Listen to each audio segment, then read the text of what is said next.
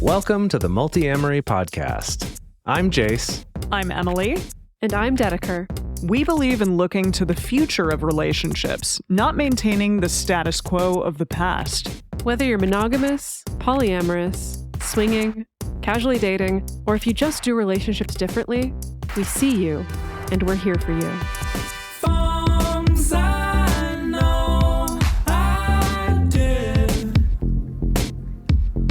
Forcing me to form myself to fit. On this episode of the Multiamory podcast, we are answering a question from one of our Patreon supporters. If you want the opportunity to ask a question on the show, become one of our patrons at patreon.com/multiamory. We are going to be doing this for the next few months, releasing an extra episode each week, answering listener questions, and we are really excited to hear from you all about what you think about the new format. Quick disclaimer before we get started. We have spent a lot of time studying healthy relationship communication, but we are not mind readers yet. Our advice is based solely on the limited information that we have from the questions people write in, so please take it all with a grain of salt. Every situation is unique, and we encourage you to use your own judgment and seek professional help if needed. Ultimately, you're the only true expert on your own life and feelings, and your decisions are your own. The question that we have here today has been edited for time and clarity, and here it is. I'm in a situation of both desire mismatch and desire to fix desire mismatch with my long-term nesting partner. Oh. Help? So here is some context for the question. I'm in a nearly 20-year relationship that has been polyamorous from the start. We are married, have a house, and kids and pets. My wife has had at least one other partner for most of that time, and I've had partners more in the last half of that. We've had a lovely few years at the beginning of sex and romance, and then with the arrival of kids, things between us got a little more exhausted and practical. I'd accepted that and hoped, out loud even, that we'd come around to restoring some of the sex, play, and romance when the kids were a bit more independent. We both have partnerships where we have managed to find romance and enthusiastic sex, but our nesting relationship is still stuck in the practical mode. My wife is interested in getting out for a nice meal or even a day at the spa together, but she said she wouldn't know what to do with a couple days away together, and that she's not really interested in restoring some of our sexual and romantic connection. Not now, and she can't see aspiring to it or missing it, really. I know she has energy for sexual and romantic connection with her other partners, and I'm feeling left out and saddened that we can't even agree to aspire to making things better. I know comparison is the thief of joy, that all relationships are different, and that we all get to want what we want. But is there some ethical way to improve our odds of restoring some of the old connection? Is it just a matter of ensuring the good working of the household and well-being of the children and accepting a reduced view of what our partnership is about? Signed, Quashed in Quebec. Oh, quashed. That's tough. That's really tough. Also, none of us have kids, but I think that all of us have probably been in relationships that are long-term that feel like the spark, the excitement is not there maybe as much as it once was. For sure. I've been in relationships where that transition out of, fun, shiny, exciting, sexy, passionate, NRE phase into more bonded, more pragmatic, more day-to-day phase where that transition doesn't feel distressing. It feels fine and it feels normal. And then I've been in relationships where it feels like there's been a real loss and it can be quite distressing for sure. Yeah, the mismatch is the hard part there, where there can be that situation where one person feels this is a problem to change and the other is like, I've actually become comfortable with this. Mm-hmm. And I think that's kind of the crux of it that we can explore a little bit in this. Before we get farther into this question, we want to take a quick break to talk about how you can support this show by joining our Patreon. Not only does it get you all of the amazing benefits there, like access to our private community on Discord, ad-free episodes, early releases of episodes, a monthly discussion group, things like that, but it also allows you to submit your questions to get them answered on these episodes. So take a moment to look at some ways you can support the show by going to multiamory.com/join and help us keep this show going for free every week. There's a lot of pieces going on here, and also a lot of history, a lot of time, right? They've been together with this person for 20 years. They did mention in some of the background that we didn't read in the question that their youngest is around 8. I don't know how many kids there are or how long this has been, but, minimum of, I would say, 10 years of this new kind of more maintenance mode, logistical, practical, how do we run a household, how do we raise our kids type relationship. So that is a lot of history and time there of doing things in a certain way. And I imagine to a certain extent being comfortable with that, like finding some way to feel stable enough and comfortable enough there. And I could imagine that's where some of that resistance to wanting to try to get in and change everything could come from, is this sense of we've got something that's working. We have something that's doing all right. Why do we need to go in and change that? Especially in this case, if there are these other relationships where you could be getting some of those other needs met. And that is a hard thing to bring up if your partner isn't also feeling like, yes, this really needs to change. We really need to improve this. So where my mind goes is to, rather than saying, okay, we're at this phase where we want to try to jump back into the relationship we had before, but instead looking at what are some steps that we could be taking toward building up more of that connection that over time maybe will open up more options for how our relationship could go. So they mentioned here that the wife is open to going out for a nice meal or a day at the spa or something, but wouldn't know what to do with a couple days away together.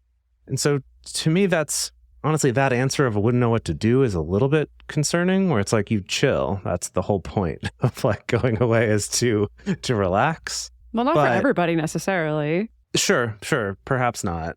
But looking at like, what if there's something there besides just let's get away together? But are there certain interests that she has and that you share that you'd like to go do? Could it start with these single day things and see how that goes and kind of establish a baseline of, hey, this is cool for us to get to have this special time together, before, I guess, trying to just jump back to the way that it was before? Because you've got a minimum of 10 years of a very different type of connection. I will say that, yes, that is something that I've seen with a lot of clients, particularly after the birth of a baby or multiple babies, that whether we're talking about a scale of a few months after the kid arrives to years after the kid arrives, that there can be this sense that we need to find each other again emotionally before we can find each other again physically. And sometimes people are not necessarily on the same page about that. So it does sound like there needs to be some work here about that, of just finding ways to reconnect and carve out, again, that really nice, sweet, connective space with each other.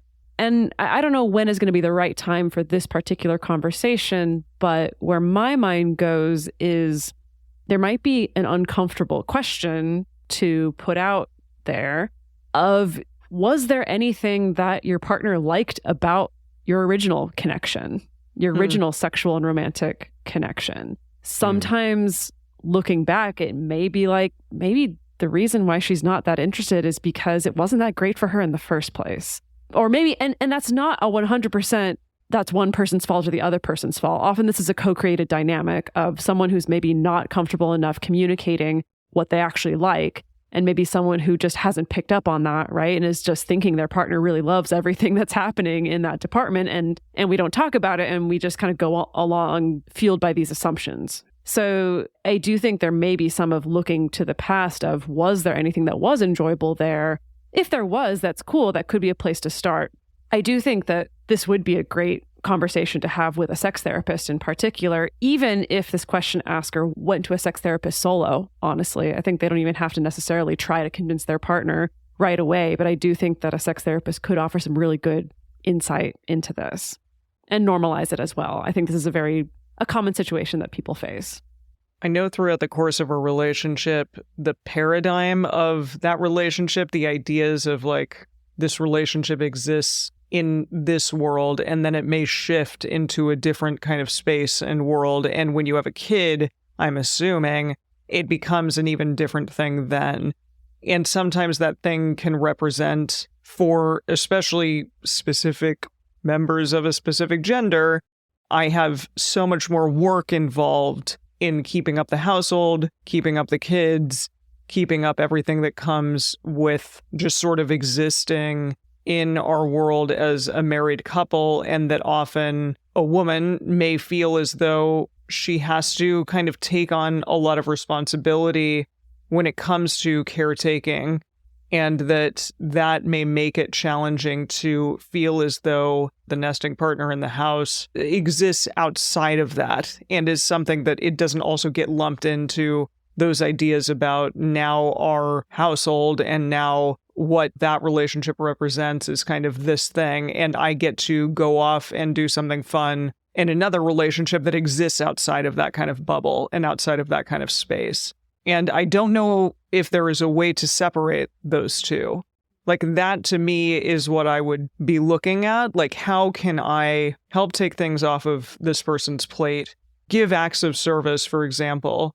Not that maybe they're doing that already and maybe they're doing a great job at that, but I would maybe start there and look at what are ways in which I can kind of separate myself as a sexual being and as this person's romantic partner from I'm the dad or I'm the, spouse that is having to exist in this one space as this one type of person with my partner who is having to run around and be the nesting human and exist in like one specific way.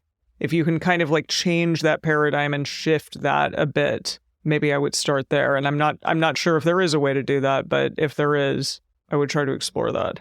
Yeah, that is interesting. And I will say that if the youngest is around 8, 8 is still not young. That independent. Yeah. Right. Like, still takes a lot of work, I guess, is what I'm saying, from both of you. And I do think Emily makes a good point of maybe you're already having these conversations and aware of it. But yeah, look into, is my partner taking on a larger share of that burden of maintaining this household? And am I part of that burden? At least in her mind, am I part of the household that needs to get taken care of? Because maybe that's not, oh, fun, I want to go do more of that for a weekend away or something like that. But assuming that's not the case, or that maybe that is something that you're already working on, I do think there's something worth pointing out here that most likely for the last however many years, the dominant thing that you've talked about and the thing that you've had in common with your wife is the kids and the household. And so something to explore would be, what is our connection without that? Yeah, exactly. Right? It's like, if we did hang out, like we had a spa day or a dinner or something, could we have a dinner together where we never talk about the kids or about the household or any kind of like logistics around sort of the business of what we're doing together? Could you do that and still have a good conversation? And honestly, the answer is probably going to be no at first. And that's going to take some practice and some time to build up. My experience of this is on a much smaller scale of when the three of us will hang out, or, when I spend time with Dedeker, we'll challenge ourselves to not talk about multiamory stuff, right? To not talk about these things. And it's hard, but has been a really good practice. And I think if I extrapolate that out to a much bigger responsibility and a bigger kind of life-consuming thing like having children and doing it for the last 15 years or whatever with someone, that's going to be extra challenging. So that's just another thing I would throw out there as, again, a place to start of just how do we build up what our connection is outside of this to then see where that takes us, if there is something there. And some of this work, I think that regardless of how this all plays out, there's a possibility that the sexual and romantic part of this connection will probably never return to a carbon copy of what it was at the beginning. And that's a very normal piece of being in relationship with shifting, changing human beings who go through different stages of life. And before being able to move on to like what it's going to look like next, there may need to be some grieving and some mourning of the fact that it may not go back to exactly the way that you thought that it was going to. And it doesn't mean that it's never going to be good or that you're never going to get your needs met again in this particular department. But sometimes that can be an obstacle that prevents us from being able to be open to what could be next and to be creative about what could be next and how we might want to build something a new connection with someone that's good for both people involved. So that's a piece here as well, as there may be some work to mourn and to grieve and to let go of what it was in order to clear a pathway for what the sexual and romantic connection is going to be next. Well, thank you so much for writing in your question, Sir Quashed. We're just going to put Sir before everybody. Sir Quashed. We don't know your gender here, but Quashed in Quebec, thank you for writing in. And we would also love to hear from all of you out there. If you would like to submit your own question, become a patron. You can learn more about that at multiamory.com/join. And the best place to share your thoughts with other listeners is in our episode discussion channel in our Discord server, or you can post about it in our private Facebook group. You can get access to these groups and join our exclusive community by joining the Patreon. In addition, you can share with us publicly on social media, Facebook, TikTok, Instagram, Twitter, wherever you'd like. Multiamory is created and produced by Emily Matlack, Dedeker Winston, and me, Jase Lindgren. Our production assistants are Rachel Shenowork and Carson Collins. Our theme song is Forms I Know I Did by Josh and Anand from the Fractal Cave EP. The full transcript is available on this episode's page on multiamory.com.